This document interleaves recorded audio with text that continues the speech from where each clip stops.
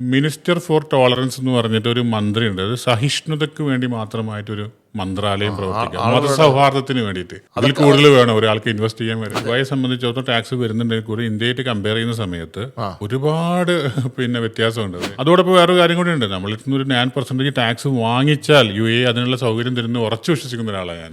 Indians താമസിക്കുന്ന area ഉണ്ട്. നമ്മൾ കരാമയിലോ അല്ലെങ്കിൽ ബർദുബായിലോ പോയാൽ നമ്മൾ ചിലപ്പോൾ നാട്ടിൽ തന്നെയാണെന്ന് നമുക്ക് തോന്നിപ്പോകുന്ന രീതിയിലുള്ള, നമ്മൾ ദുബായിലൊരു ലൈസൻസ് ഉണ്ടാക്കുന്ന ഒരാൾ, ആൾക്ക് വേണമെങ്കിൽ വെയർ ഹൗസ് അജ്മാനിലോ മുൽക്കോയിനിൽ വെക്കാനുള്ള സൗകര്യം ഇവർ ചെയ്തു കൊടുക്കുന്നു. സെയിം ലൈസൻസ് തന്നെ ഒരു വെയർ ഹൗസ് ഫെസിലിറ്റി.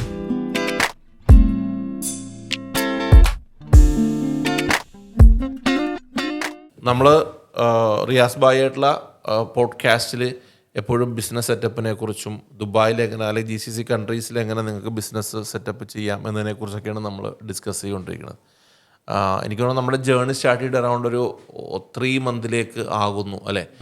ഈ നമുക്ക് കിട്ടിയ ലേറ്റസ്റ്റ് ആയിട്ടുള്ള ഈ സീരീസിൽ നമ്മൾ ടോട്ടലി നമ്മൾ ഷൂട്ട് ചെയ്യണത് കിൽട്ടൺ ബിസിനസ് സെറ്റപ്പ് ഇൻ ദുബായിൽ വെച്ചിട്ടാണ്.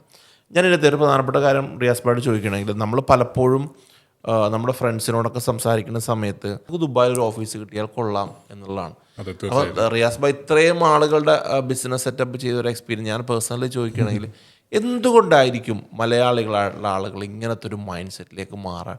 ദുബായിയെ നിങ്ങൾ എങ്ങനെയാണ് കാണുന്നത് എന്നുള്ളതാണ്. അതിന്റെ ആ പേരിൽ തന്നെയുണ്ട്. ഈ ദുബായ് എന്നുള്ള മാറ്റി യുണൈറ്റഡ് അറബ് എമിറേറ്റ്സ്.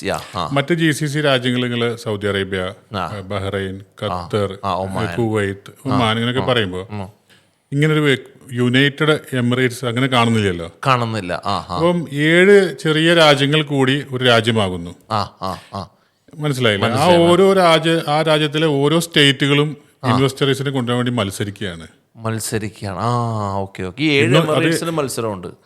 മത്സരം എന്ന് പറയുന്നത് ആരോഗ്യകരമായ ഇൻവെസ്റ്റ്മെന്റിനുള്ള ഓപ്പർച്യൂണിറ്റി കൊടുത്തുകൊണ്ടുള്ള കാര്യമാണ് പറയുന്നത്. അതായത് എല്ലാവരും ഒരു വെൽക്കം ചെയ്യുന്ന ഒരു സിറ്റുവേഷൻ ആണ്. ഇന്ന് സൗദി അറേബ്യ വെൽക്കം ചെയ്യുന്നതിന്റെ എത്രയോ വർഷങ്ങൾക്ക് മുൻപ് വെൽക്കം ചെയ്യാൻ തുടങ്ങിയ ഒരു രാജ്യമാണ് UAE.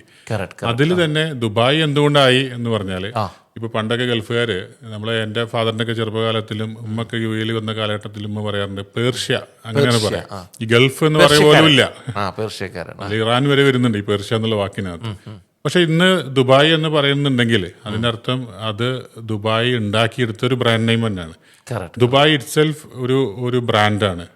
ദുബായ് ഒരു മണ്ണാണ് ബിസിനസിന്റെ. ഇപ്പോൾ വെറുതെ അങ്ങ് പറയുന്നതല്ല. ഇപ്പോൾ ഇൻവെസ്റ്റേഴ്സിനെ വെൽക്കം ചെയ്യാൻ വേണ്ടിയിട്ട് അവർ ആദ്യം അതിന്റെ ഇൻഫ്രാസ്ട്രക്ചർ കൃത്യമായിട്ട് ഉണ്ടാക്കി. ഉദാഹരണത്തിന് ഏറ്റവും കൂടുതൽ ഫ്രീ സോൺസ് ഉള്ളത് UAE-ലാണ്. 58ഓളം ഫ്രീ സോൺസ് ഉണ്ട്. ചിലപ്പോൾ ഇത് കേൾക്കുന്ന ആളുകൾ വിചാരിക്കും അത്രയും ഫ്രീ സോൺ ഉണ്ടോന്ന്. 58ഓളം ഫ്രീ സോൺ ഉണ്ട്. അപ്പം ഓരോ കാലഘട്ടത്തിലും ഓരോ ഇൻവെസ്റ്റേഴ്സിനെ, ഇപ്പം ഇന്റർനെറ്റ് സിറ്റി എന്ന് പറഞ്ഞിട്ട് ഇന്റർനെറ്റ് കാലഘട്ടം തുടങ്ങുന്ന കാലഘട്ടത്തിൽ ആ പേര് പോലും അന്ന് ഇന്റർനെറ്റ് സിറ്റി എന്ന് വരാൻ കാരണം ആ തുടക്കകാലത്തിലായതുകൊണ്ടാണ്. അപ്പോൾ ആ സമയത്ത് മൈക്രോസോഫ്റ്റിനെയും IBM-നെയൊക്കെ വെൽക്കം ചെയ്തുകൊണ്ട് അതിനൊരു ഫ്രീ സോൺ, ഗോൾഡൻ ഡയമണ്ടിന് വേണ്ടി ഗോൾഡൻ ഡയമണ്ട് എന്ന് പറഞ്ഞിട്ട് GDP free zone, DMCC free zone. അതുപോലെ തന്നെ ജബലാലി ഈ സീപോർട്ട് ഡെവലപ്പ് ചെയ്തുകൊണ്ട് ആ ഭാഗത്ത് ജബലാലി എന്ന് പറഞ്ഞ ഏറ്റവും വലിയ ഫ്രീ സോൺ. ഇങ്ങനെ തുടങ്ങി ഇൻവെസ്റ്റേഴ്സിനെ അട്രാക്ട് ചെയ്യാവുന്ന രീതിയിൽ വെറും ഡിസൈൻ മേഖലയിലുള്ള ആളുകൾക്ക് വേണ്ടി ഡിസൈൻ ഡിസ്ട്രിക്ട്. അപ്പോൾ മീഡിയയുമായി ബന്ധപ്പെട്ട ആളുകൾക്ക് മീഡിയ സിറ്റി. നിങ്ങൾ വേറെ ഏത് GCC രാജ്യത്ത് ഇത്രയും പറയാൻ സാധിക്കും? ഞാൻ ഈ 58 ഫ്രീ സോണിൽ വരലാവുന്ന ഫ്രീ സോൺസ് ആണ് ഞാൻ പറയുന്നത്. ഇതുകൊണ്ട് തന്നെ ഓപ്പർച്യൂണിറ്റീസ് കൂടുതലാണ്. പിന്നെ ഈ 58 ഫ്രീ സോൺ മൊത്തം ദുബായിലല്ല. ഇപ്പൊ പറയുന്നതിൽ തന്നെ Hamriyah free zone, Sharjah airport free zone, Ajman media city, ഇങ്ങനെ തുടങ്ങി ഷംസ്, ഷാർജ, ഇങ്ങനെ തുടങ്ങി ഫ്രീ സോൺസുകൾ ഡെവലപ്പ് ചെയ്ത് ഇതൊക്കെ ഇൻവെസ്റ്റേഴ്സിനെ വെൽക്കം ചെയ്യാൻ തന്നെയാണല്ലോ. ഈ പറഞ്ഞതെല്ലാം UAE-യുടെ അണ്ടറിലാണ് വരുന്നത് മാത്രമല്ല, നമ്മളിപ്പം ദുബായിൽ ഇപ്പം ഇത്രയും ഓപ്പർച്യൂണിറ്റി കിട്ടി. നമ്മൾ ദുബായിലൊരു ലൈസൻസ് ഉണ്ടാക്കുന്ന ഒരാൾ, ആൾക്ക് വേണമെങ്കിൽ വെയർ ഹൗസ് അജ്മാനിലോ മുൽക്കോയിനിൽ വെക്കാനുള്ള സൗകര്യം ഇവർ ചെയ്തു കൊടുക്കുന്നു. സെയിം ലൈസൻസ് തന്നെ ഒരു വെയർ ഹൗസ് ഫെസിലിറ്റി. അപ്പോൾ വാടക കുറഞ്ഞുകൊണ്ടുള്ള ഒരു ഓപ്ഷൻ വേണമെങ്കിൽ നിങ്ങൾക്ക് മറ്റേ എമിറേറ്റുകളിലേക്ക് പോവാം. പക്ഷെ ദുബായ് ബേസ് ചെയ്തുകൊണ്ട് നിങ്ങൾക്ക് ലൈസൻസ് മുന്നോട്ട് കൊണ്ടുപോകാൻ പറ്റും. പിന്നെ അതുകൂടാതെ ടാക്സിനെ സംബന്ധിച്ചിടത്തോളം എനിക്കറിയാം ടാക്സ് ഫ്രീ കൺട്രി ആയിരുന്നു ഒരുപാട് കാലം. ഈ സബ്ജക്ട് നമ്മൾ സംസാരിക്കുമ്പോഴേ നാട്ടില് ചില ആളുകൾ പറയുന്നുണ്ട് ദുബായിലും പഴയ പോലെ ഒന്നുമല്ല, ടാക്സ് ഒക്കെ ഭയങ്കര ഇതാകാൻ അതിൽ ഞാൻ എപ്പോഴും പറയുന്നതാണ്, ഇപ്പം ദുബായെ സംബന്ധിച്ചിടത്തോളം ടാക്സ് വരുന്നുണ്ടെങ്കിൽ കൂടി ഇന്ത്യയായിട്ട് കമ്പയർ ചെയ്യുന്ന സമയത്ത് ഒരുപാട് വ്യത്യാസമുണ്ട്. അതൊരു ടാക്സ് പ്രാക്ടീഷണർ അല്ലാത്തത് കൊണ്ട് തന്നെ ഞാൻ അതിന്റെ ഡീറ്റെയിലേക്ക് വരുന്നില്ല. മനസ്സിലായി. ഒരു ചാർട്ടേഡ് അക്കൗണ്ടന്റ് അല്ലല്ലോ ഞാൻ. പക്ഷേ എന്നാൽ പോലും പറയാണ് 9% എന്ന് പറയുന്ന കോർപ്പറേറ്റ് ടാക്സ് എന്ന് പറയുന്നത് ഇന്ത്യയായിട്ട് കമ്പയർ ചെയ്യുമ്പോൾ ഒരുപാട് മറ്റ് ടാക്സുകളൊന്നുമില്ല. ഇൻകം ടാക്സ് ഇപ്പോഴും ഇല്ല, അതായത് ഒരു വ്യക്തിഗതമായിട്ടുള്ള ടാക്സുകളൊന്നുമില്ല. ഈ ബിസിനസിന്റെ ഈ 9% അതും വന്നിട്ടില്ല, അടുത്ത വർഷമാണ് വരാൻ പോകുന്നത്. പിന്നെ വാറ്റ് വന്നത് തന്നെ 2018 ഇപ്പോൾ 2018 മുമ്പ് എത്രയോ ആളുകൾ ഈ നമ്മൾ തന്നെ ഈ ഒരു സൗകര്യം അനുഭവിച്ചവരാണ്. അത് UAE ഗുണങ്ങളും കണ്ടവരാണ്. അതോടൊപ്പം വേറൊരു കാര്യം കൂടി ഉണ്ട്, നമ്മളിൽ നിന്ന് ഒരു 9% ടാക്സ് വാങ്ങിച്ചാൽ UAE അതിനുള്ള സൗകര്യം തരുന്ന ഉറച്ചു വിശ്വസിക്കുന്ന ഒരാളാണ് ഞാൻ. അതിനുള്ള ഫെസിലിറ്റീസും അതുപോലെ തന്നെയുള്ള കാര്യങ്ങളും അതിനോട് തുടർച്ചയായിക്കൊണ്ട് ഈ നമുക്ക് എല്ലാ സൗകര്യവും നൽകുമെന്ന് വിശ്വസിക്കുന്നുണ്ട് UAE. റിയാസ് ഭായിനോട് എപ്പോഴും സംസാരിക്കുമ്പോഴും നിങ്ങൾ ഒബ്വിയസ്ലി ഒരുപാട് ആളുകൾക്ക് ബിസിനസ് സെറ്റപ്പ് കൊടുത്തൊരു മനുഷ്യ. അപ്പം ഏതൊരു ഓൺട്രപ്രണറെയും വെൽക്കം ചെയ്യുന്നൊരു അത് ഓൺട്രപ്രണറെ വെൽക്കം ചെയ്യാന്നുള്ളതിന്റെ അപ്പുറത്തോട്ടെ ഒരു ഓൺട്രപ്രണർക്ക് നിലനിൽക്കണമെങ്കിൽ ഒരു ടീം വേണം, എംപ്ലോയീസ് വേണം, അവരെയും കൂടി വെൽക്കം ചെയ്യണമല്ലോ. തീർച്ചയായിട്ടും GCCയിലെ ആ കാര്യത്തിൽ എനിക്ക് തോന്നുന്നു കുറെ കൂടി ലിബറൽ ആയിട്ടുള്ള വിസ നിയമങ്ങളും വിസ കോസ്റ്റും ഇപ്പോൾ കമ്പയർ ചെയ്യുമ്പോൾ വളരെ കുറവാണ് ദുബായിൽ. പെട്ടെന്ന് വിസകൾ കിട്ടും, എല്ലാ നാഷണാലിറ്റിയും വെൽക്കം ചെയ്യുന്നു. ഇപ്പോൾ വന്നു കഴിഞ്ഞാലും അറബ് നാഷണൽസ് താമസിക്കുന്ന അബുഹയിൽ പോലുള്ള ഒരു ഏരിയ അവർക്ക് കണ്ടെത്താൻ സാധിക്കും. ഇന്ത്യൻസ് താമസിക്കുന്ന ഏരിയ ഉണ്ട്. നമ്മൾ കരാമയിലോ അല്ലെങ്കിൽ ബർദുബായിലോ പോയാൽ നമ്മൾ ചിലപ്പോൾ നാട്ടിൽ തന്നെയാണെന്ന് നമുക്ക് തോന്നിപ്പോകുന്ന രീതിയിലുള്ള. അപ്പോൾ ഈ ഒരു കൾച്ചർ ഇവിടെ ഡെവലപ്പ് ചെയ്ത് വന്നിട്ടുണ്ട് പണ്ട് മുതലേ. ഓണം നമ്മൾ ആഘോഷിക്കുന്നു, ദീപാവലി ആഘോഷിക്കുന്നു, എല്ലാത്തിനും അവർ സ്വാതന്ത്ര്യം തരുന്നു. അമ്പലങ്ങള്, പുതിയ പുതിയ ചർച്ചുകൾ, ഇപ്പോൾ CSI സഭയുടെ ചർച്ച അബുദാബിയിൽ നടന്നു. ഇങ്ങനെ എല്ലാവർക്കും വേണ്ടിയിട്ടുള്ള മണ്ണാണ്. ഈ UAEക്ക് മാത്രമുള്ളൊരു പ്രത്യേകത പറയാം, മിനിസ്റ്റർ ഫോർ ടോളറൻസ് എന്ന് പറഞ്ഞിട്ട് ഒരു മന്ത്രി ഉണ്ട്. അത് സഹിഷ്ണുതയ്ക്ക് വേണ്ടി മാത്രമായിട്ടൊരു മന്ത്രാലയം പ്രവർത്തിക്കുക, മതസൗഹാർദ്ദത്തിന് വേണ്ടിയിട്ട്.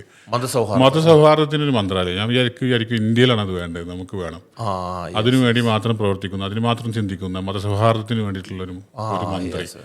അതിൽ കൂടുതൽ വേണം ഒരാൾക്ക് ഇൻവെസ്റ്റ് ചെയ്യാൻ വരും. ദുബായ് അല്ലെങ്കിൽ UAEയുടെ ഡെവലപ്മെന്റ്സ് അങ്ങോട്ട് എങ്ങനെയായിരിക്കും നിങ്ങൾ കാണുന്നത്? ഒരുപാട് ഇപ്പോൾ 2030 എന്ന് പറഞ്ഞൊരു വിഷൻ ഇപ്പോൾ പ്രഖ്യാപിച്ചു. പുതിയൊരു എയർപോർട്ട്, മക്തൂം എയർപോർട്ടിന്റെ ഭാഗത്ത് ഒരു പുതിയ അവിടെ ഒരു വലിയ എയർപോർട്ട് വരുന്നു. ലോകത്തിൽ തന്നെ നമ്പർ 1 എയർപോർട്ട് ആവാൻ സാധ്യതയുള്ള വലിയൊരു പ്രൊജക്റ്റാണ്.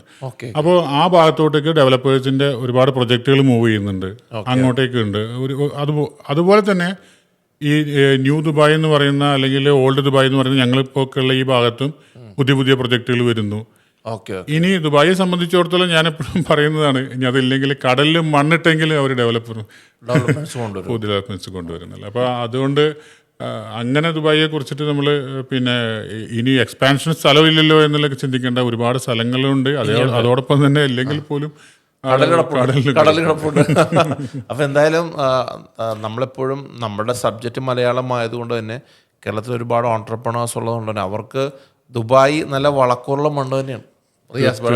നമ്മൾ കേരളം പോലൊരു ഷേപ്പ് ഉണ്ടാക്കിയിട്ട് മണ്ണിട്ടിട്ട് അവിടെ ചെയ്യുന്നു പറഞ്ഞാലും അതിനെ സപ്പോർട്ട് ചെയ്യുന്ന റൂളേഴ്സ് ഇവിടെ ഉണ്ട്. അതെ, അല്ല അത് മാത്രമല്ല, ഇനി വേറെ കാര്യം, നമ്മുടെ പോഡ്കാസ്റ്റിലൂടെ അവർ പേടിക്കേണ്ട, നിങ്ങൾ ബിസിനസ് സെറ്റപ്പ് ചെയ്യണമെങ്കിൽ ഐഡിയ ആയിട്ട് വന്ന ആളുമുണ്ട്. അതാണ് ഇതിന്റെ ഏറ്റവും. അപ്പോൾ താങ്ക് യു സോ മച്ച്. അടുത്ത എപ്പിസോഡിൽ വീണ്ടും കാണാം. Thank you.